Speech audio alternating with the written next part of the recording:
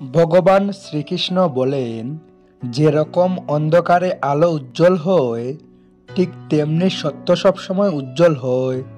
এজন্য মানুষকে সবসময় সত্যের পথে চলা উচিত। আত্মা অমর, আত্মাকে অস্ত্র দিয়ে কাটা যায় না, অগ্নিও তাকে জ্বালাতে পারে না, জল তাকে ভিজাতে পারে না, এমনকি বায়ু তাকে শুকনো করতেও পারবে না। মৃত্যু একটি অপরিবর্তনীয় সত্য, যা কখনো বদলানো যায় না। পৃথিবীর জন্মের পর থেকেই জন্ম মৃত্যুর চক্র চলছে। যেরকম মানুষ তার পুরনো বস্ত্রকে ত্যাগ করে নতুন বস্ত্র পরিধান করে, ঠিক সেরকমই আত্মা নিজের পুরনো শরীর ত্যাগ করে নতুন শরীর ধারণ করে। এটাই প্রকৃতির নিয়ম। এই সত্য স্বীকার করে ভয়মুক্ত হয়ে জীবনযাপন করা উচিত।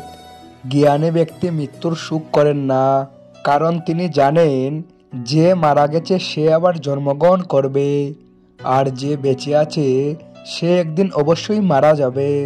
কর্মই সব থেকে বড় ধর্ম।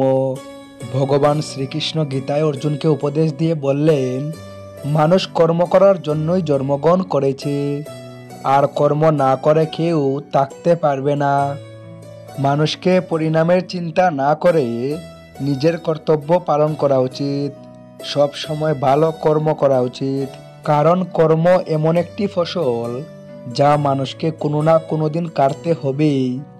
যা হয়ে গেছে তা ভালোর জন্যই হয়েছে, যা হচ্ছে তা ভালোর জন্যই হচ্ছে, যা হবে তা ভালোর জন্যই হবে। তুমি অতীতের অনুশোচনা করো না এবং ভবিষ্যতের চিন্তা করো না। বর্তমান চলছে। তোমার কি হারিয়েছে যে তুমি কাঁদছো? তুমি কি এনেছিলে যা হারিয়ে গেছে? তুমি কি সৃষ্টি করেছো যা নষ্ট হয়ে গেছে? না তুমি কিছু সঙ্গে করে এনেছো, না তুমি কিছু সঙ্গে করে নিয়ে যেতে পারবে। তুমি কালিয়াতেই এসেছো, কালিয়াতেই যাবে।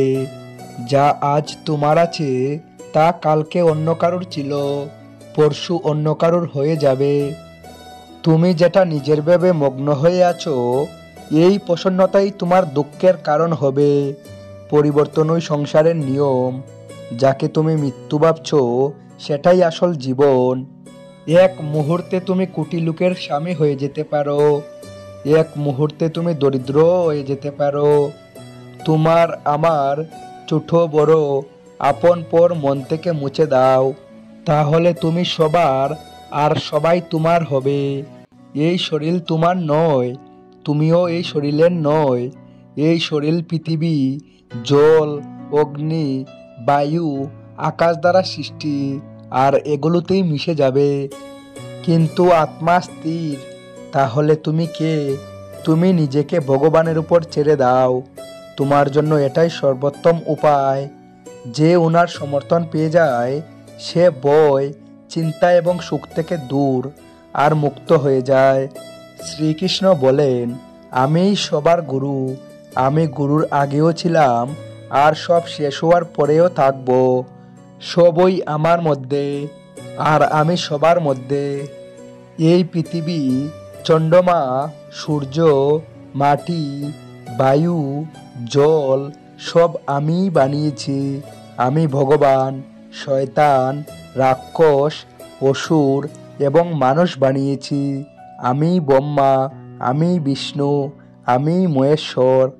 আমি পৃথিবীর মধুর সুগন্ধ, আমি অগ্নির উষ্ণতা, সব জীবিত প্রাণীর জীবন ও সন্ন্যাসীদের আত্মসংযম।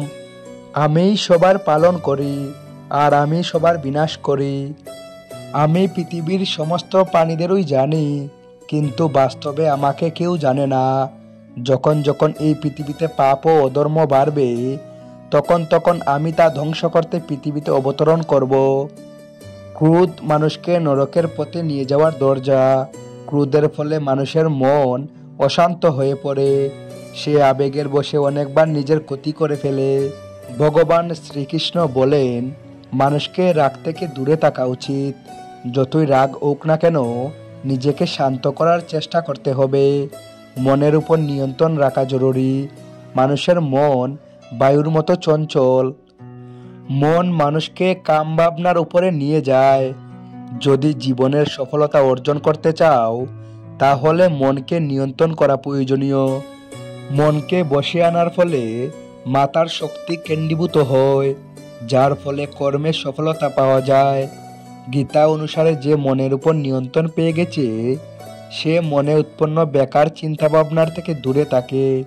সাথেই কোনো ব্যক্তি নিজের লক্ষ্যকে সহজেই পেয়ে যেতে পারে। যদি মনকে নিজের বশে না আনতে পারো তাহলে সেই তোমার সবথেকে বড় শত্রু হয়ে দাঁড়াবে। সব সময় সন্দেহ করা ব্যক্তি কখনো শান্তিপ্রাপ্ত করতে পারে না, তাই সন্দেহ থেকে দূরে থাকুন। অধিক সন্দেহ করার ফলে মনের শান্তি ভঙ্গ হয়ে যায় আর ব্যক্তি ভ্রমিত হয়ে নিজের সম্পর্কগুলোকে নষ্ট করে দেয়। শরীরের সুন্দরতা মনকে আকর্ষিত করে, কিন্তু স্বভাবের সুন্দরতা হৃদয়কে আকর্ষিত করে। তাই মানুষের স্বভাব সবসময় নির্মল হওয়া উচিত। কে কি করছে, কেন করছে, কিভাবে করছে, এসব থেকে আপনি যত দূরে থাকবেন ততই খুশি থাকবেন। জীবনে আমরা কতটা ঠিক এবং কতটা ভুল তা শুধুমাত্র দুজনেই জানে, এক পরমাত্মা এবং দুই আমাদের অন্তরাত্মা। ভগবান শ্রীকৃষ্ণ বলেন, যে মানুষের মধ্যে জ্ঞানের অভাব ও ভগবানের প্রতি শ্রদ্ধা থাকে না সে মানুষ কখনোই জীবনে আনন্দ এবং সফলতা প্রাপ্ত করতে পারবে না।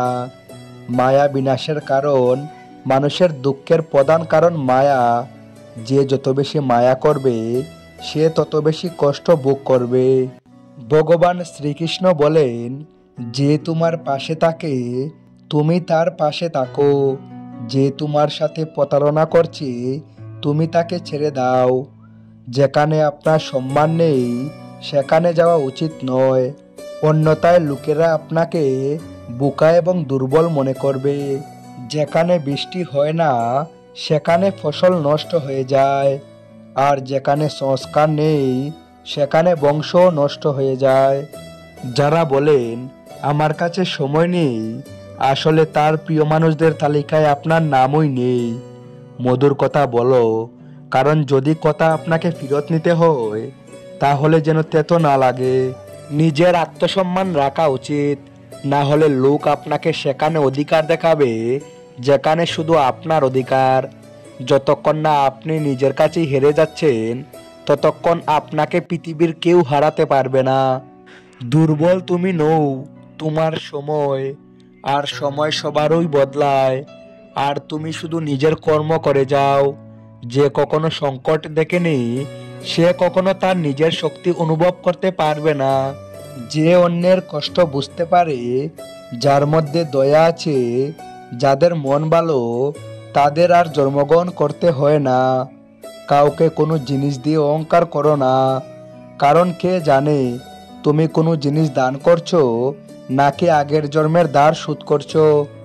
অহংকারে মানুষের বংশ, বৈভব এবং প্রতিষ্ঠা তিনই চলে যায়। বিশ্বাস যদি না হয় তাহলে রাবণ, কৌরব ও কংসকে দেখো। কাউকে বিশ্বাস করতে হয় যদি তার কথার উপর নয় তার স্বভাবের উপর নজর দাও।